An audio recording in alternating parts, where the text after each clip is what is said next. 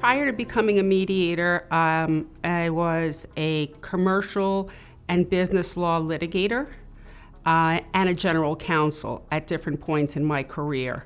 I've also been in academia, legal academia, as well as undergrad. So I felt that when the call came, and the call came in an odd way, that I was ready to train as a mediator, and that was 20 years ago. I knew that 98.2% of the cases that were pending in the New York State courts settled prior to trial. So if you're a trial lawyer and you know those statistics, then you know that cases are settling in other ways. And if you know that cases are settling in other ways, what are those ways? And one of the ways was mediation. So I jumped on board and I became a court-annexed mediator first in the commercial division of the Supreme Court, New York County. And then from there, I built a practice. So right now, I would say the predominance of the cases that I handle are either business-to-business transactions that have gone wrong, business divorce, warring business partners, and employment from C-suite down to rank and file. And I have a subspecialty, oddly enough, in sports and entertainment. And that was just by accident, and I really like it, but that wasn't a practice area that I was in when I was practicing law. But I think it lends to, if you have a contract background, most of the disputes in entertainment are contract-based, and sports as well. So my style has evolved over the years.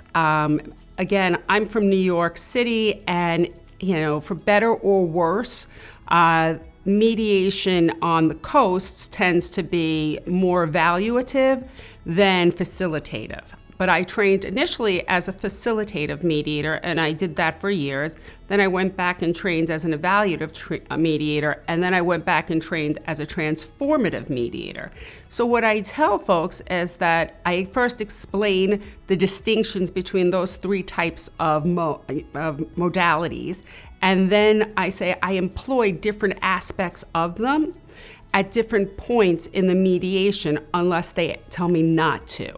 So I infrequently will have someone say, we don't want you to be evaluative, or we don't want you to be facilitative. Transformative, I think sometimes folks think that's a little huggy-feely, but I think it works very well in cases where there are long-standing relationships and there's going to be some sort of continuing relationship, trust and estates work, family, employment, business partners that have intertwined families at that point.